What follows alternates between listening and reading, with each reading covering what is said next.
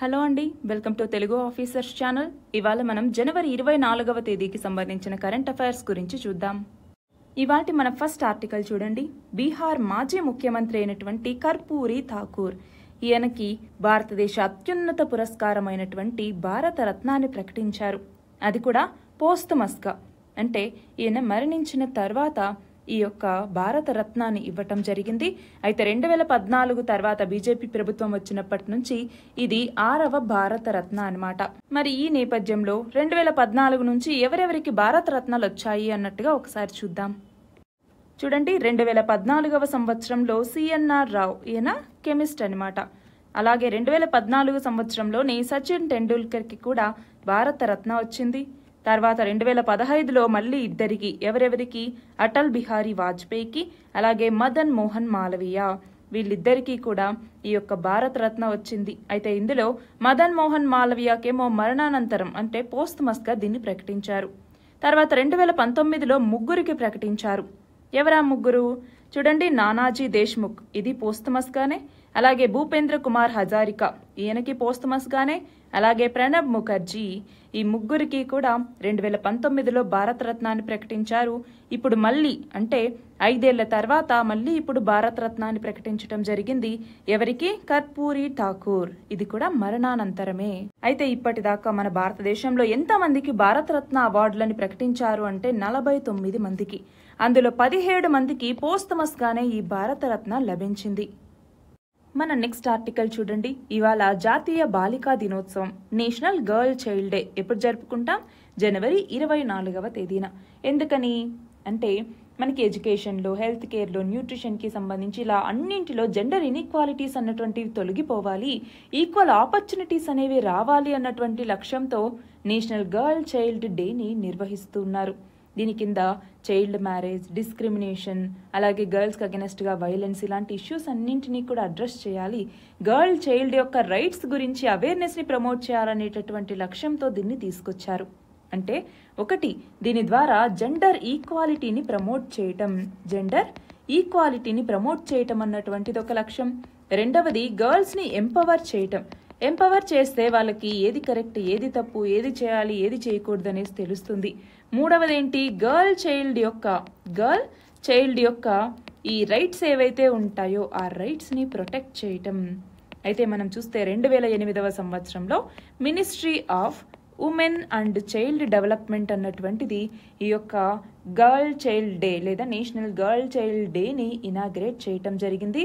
అయితే బేటీ బచావో బేటీ పడావో అన్నటువంటి scheme girl చైల్డ్కి సంబంధించి అవునా, ఎప్పుడు 2015లో స్టార్ట్ చేశారు. ఆ ఇనిషియేటివ్ అన్నటువంటిది ఇప్పుడు మొత్తం 3 మినిస్ట్రీస్ నిర్వహిస్తున్నాయి.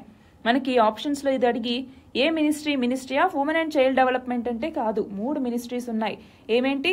ఇందాక చెప్పుకున్నట్టుగా ministry of women and child development, అలాగే ministry of health and family welfare, అలాగే మినిస్ట్రీ ఆఫ్ ఎడ్యుకేషన్ అన్నటువంటిది. అయితే ఈ సంవత్సరం థీమ్ అన్నటువంటిది ఇంకా అనౌన్స్ చేయలేదు. నెక్స్ట్ ఆర్టికల్ చూడండి. చరిత్రలోనే అతిపెద్ద డేటా లీక్ అన్నటువంటిది జరిగింది అన్నట్టుగా ఒక ఇన్ఫర్మేషన్ అనేటటువంటిది బయటకు వచ్చింది. అయితే ఇక్కడ ఏమైంది? యూజర్ల వ్యక్తిగత వివరాలకి సంబంధించిన దాదాపు 2600 కోట్ల రికార్డులు అన్నటువంటివి బయటకు వచ్చాయి. అయితే చరిత్రలోనే అతిపెద్ద డేటా లీక్ ఘటన అన్నటువంటిది ఇది అనేసి చెప్తున్నారు.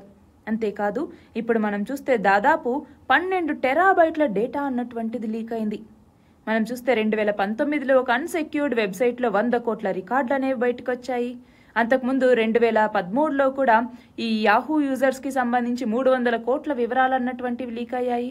ఇప్పుడు ఏకంగా 2600 కోట్ల రికార్డులు లీక్ అయ్యాయి. అయితే మదర్ ఆఫ్ ఆల్ బ్రీచెస్ అనేటటువంటి వెబ్ పేజ్లో ఈ డేటా అన్నటువంటిది బయటపడింది. మరి ఈ నేపథ్యంలో డేటా సెక్యూరిటీ అన్నటువంటిది మనకి చాలా చాలా ఇంపార్టెంట్. అంతేకాదు, రీసెంట్గా 81.5 కోట్ల మంది డేటా వివరాలు అన్నటువంటివి మన భారతదేశానికి సంబంధించిన బయటకు వచ్చాయన్నట్టుగా కూడా న్యూస్లో ఉంది అవునా. ఆ నేపథ్యంలో డేటా సెక్యూరిటీకి సంబంధించి క్వశ్చన్స్ అడిగే అవకాశం అన్నటువంటిది ఉంది. డేటా సెక్యూరిటీ, సైబర్ సెక్యూరిటీకి సంబంధించి క్వశ్చన్స్ అడగచ్చు. నెక్స్ట్ ఆర్టికల్ చూడండి. మాల్దీవుల దిశగా చైనా యొక్క పరిశోధక నౌక అన్నటువంటిది వచ్చింది. ఆ దిశగా వెళ్తున్నటువంటి షియాంగ్ యాంగ్ హాంగ్ 03 అన్నటువంటి నౌకని మేము గుర్తించాము అన్నట్టుగా భారత నౌకాదళం చెప్పింది.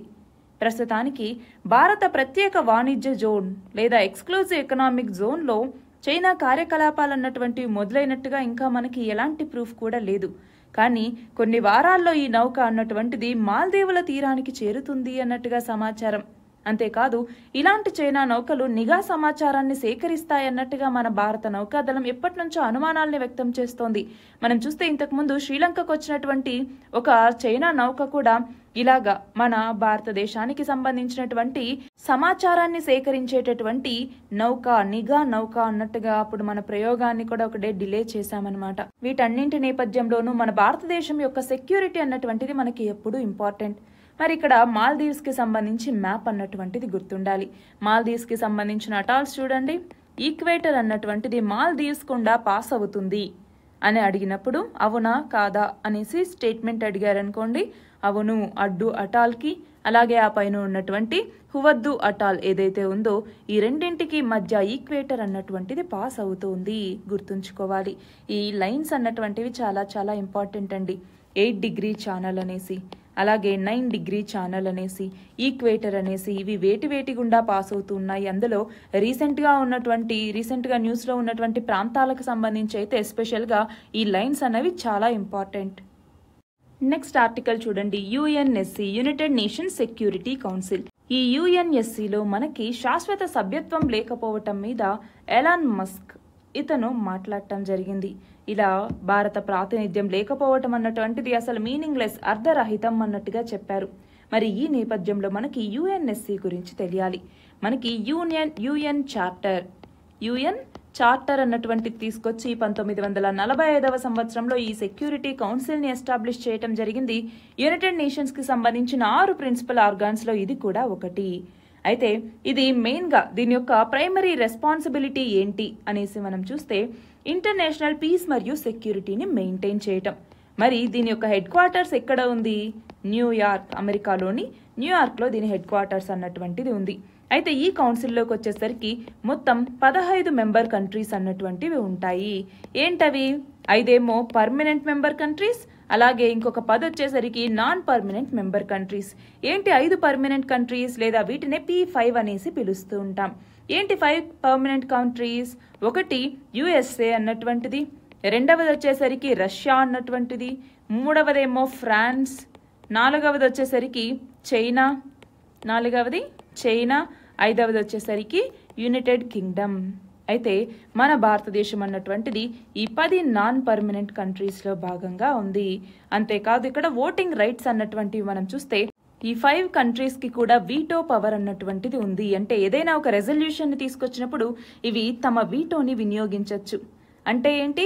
ఇక్కడ ఒక్క దేశం ఈ వీటో పవర్ ని వాడినా ఆ రెజల్యూషన్ అన్నటువంటిది పాస్ అవ్వదు. అయితే మన భారతదేశం ఎప్పటి నుంచో కూడా ఇంట్లో పర్మనెంట్ మెంబర్షిప్ కావాలి అనేసి అడుగుతోంది. ఇది మా రైట్ అన్నట్టుగా అడుగుతోంది. ఎందుకని? మనం మోస్ట్ పాపులస్ కంట్రీ, అంతేనా? అంతేకాదు మన భారత ఆర్థిక వ్యవస్థ అన్నటువంటిది ప్రపంచంలోనే అత్యంత వేగంగా ఎదుగుతోంది. రెండవ రీజన్.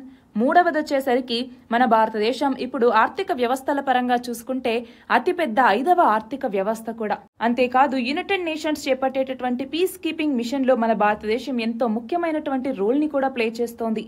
మరి ఇన్ని ముఖ్యమైన పాయింట్స్ ఉన్నప్పుడు మా భారతదేశానికి ఎందుకని ఇందులో పర్మనెంట్ మెంబర్షిప్ ఇవ్వరు అన్నట్టుగా భారతదేశం ఎప్పటి నుంచో అడుగుతోంది.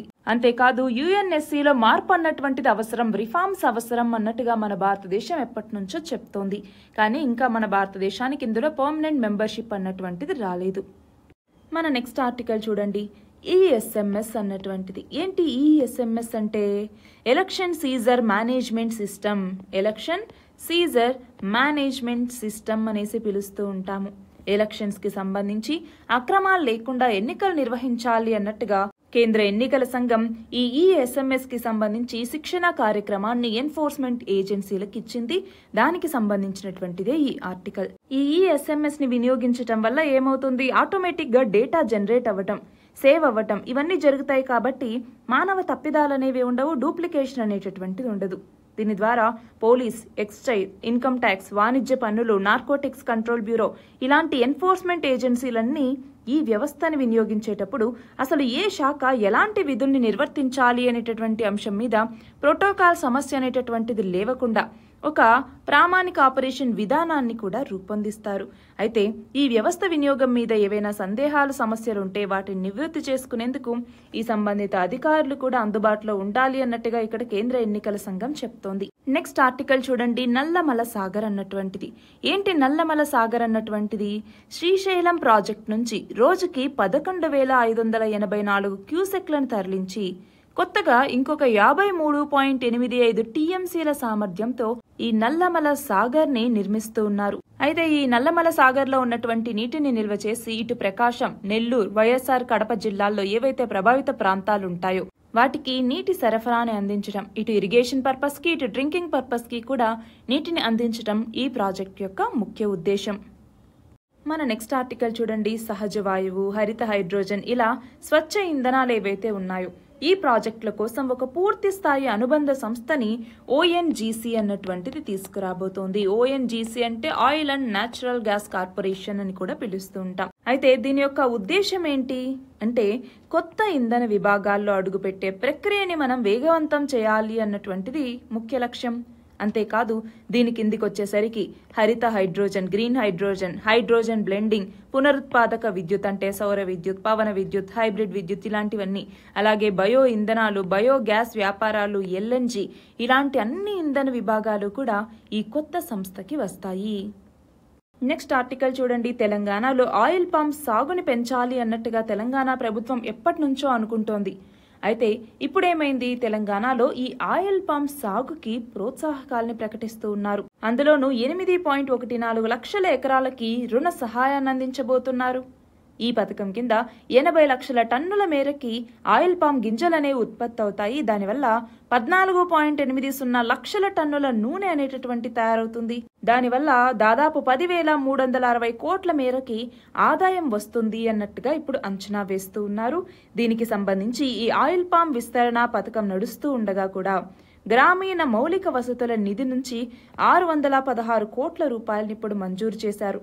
అయితే ఈ ఆయిల్ పామ్ ఉత్పత్తి, అమ్మటం, కొనటం, ఎగుమతులు వీటి ద్వారా ప్రభుత్వానికి ప్రతి సంవత్సరం 518 కోట్ల వరకు జీఎస్టీ అనేది వసూలవుతోంది.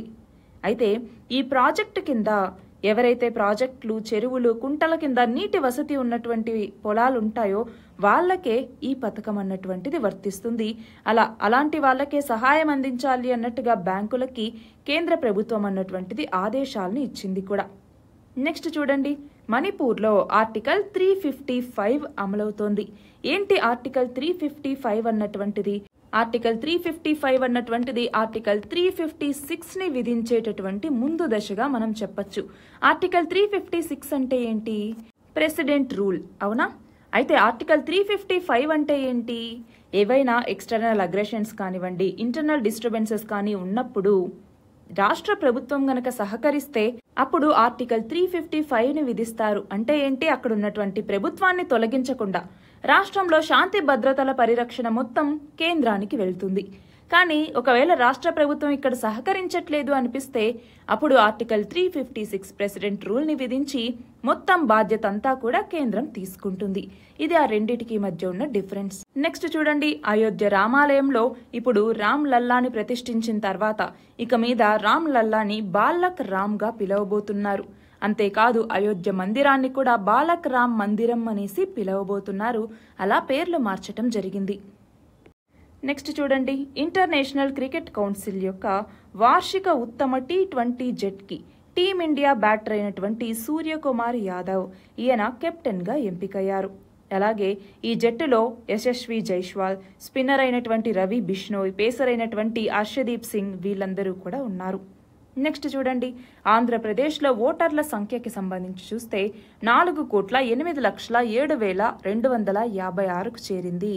రీసెంట్గా ఓటర్ల జాబితా ప్రత్యేక సమగ్ర సవరణ 2024ని చేపట్టిన తర్వాత ఎన్నికల సంఘం ఇలా తుది జాబితానిచ్చింది. ఇందులో పురుషులు చూడండి 2,74,322 మంది ఉంటే మహిళలు 2,07,29,452 మంది ఉన్నారు. థర్డ్ జెండర్స్ ఏమో 3,482 మంది ఉన్నారు. అంటే రాష్ట్రంలో అత్యధిక ఓటర్లు మహిళలే ఉన్నారు. అయితే ఇలా రాష్ట్రంలో అత్యధిక ఓటర్లు కలిగినటువంటి జిల్లాల్లో మొదటి స్థానంలో కర్నూలు అన్నటువంటిది ఉంటే ఆ తర్వాత అనంతపురం, విశాఖపట్నం, నెల్లూరు ఇవి ఉన్నాయి. అతి తక్కువ ఓటర్లు కలిగినటువంటి జిల్లాల్లో మొదటి స్థానంలో అల్లూరి సీతారామరాజు జిల్లా ఉంటే రెండవ స్థానంలో పార్వతీపురం మన్యం జిల్లా అన్నటువంటిది ఉంది. నెక్స్ట్ చూడండి, భారత్ నుంచి 3వ మహిళా చెస్ గ్రాండ్ మాస్టర్ గా ఇటీవల ఎవరు వార్తల్లో నిలిచారు అంటే ఆర్ వైశాలి. ఈమె ఇలా రావటంతో చెస్ క్రీడాకారుడైనటువంటి ప్రజ్ఞానంద అలాగే ఈమె ఇద్దరు కలిసి ప్రపంచ చెస్లో గ్రాండ్ మాస్టర్గా నిలిచిన తొలి అక్కా తమ్ముళ్లుగా నిలిచారు. నెక్స్ట్ చూడండి, ఆడవాళ్ల కన్నీళ్ల వాసన మగవారి మీద చూపించే ప్రభావం మీద రీసెంట్గా ఏ దేశానికి చెందిన వీజ్మాన్ ఇన్స్టిట్యూట్ ఆఫ్ సైన్స్ శాస్త్రవేత్తలు పరిశోధన చేశారు అంటే ఇజ్రాయెల్కి సంబంధించిన శాస్త్రవేత్తలు. చివరిగా, గాజాలోని ప్రజలకి అత్యవసరంగా ఎలాంటి అడ్డంకులు లేని మానవతా సహాయం అందించాలి అన్నటువంటి తీర్మానాన్ని రీసెంట్గా ఐక్యరాజ్య సమితి భద్రతా మండలి యుఎన్ సెక్యూరిటీ కౌన్సిల్ ఆమోదించింది. అయితే మరి ఈ తీర్మానాన్ని ఏ దేశం ప్రవేశపెట్టింది అంటే యుఏఈ, యునైటెడ్ అరబ్ ఎమిరేట్స్ అన్నటువంటిది దీన్ని ప్రకటించడం జరిగింది. మొత్తం 15 సభ్య దేశాల్లో 13 దేశాలు అనుకూలంగా ఓటు వేస్తే అమెరికా, రష్యా ఈ ఓటింగ్కి గైర్హాజరయ్యాయి, అంటే ఓటు వేయలేదు. ఇవి ఇవాల్టి important articles. All the very best and thank you very much.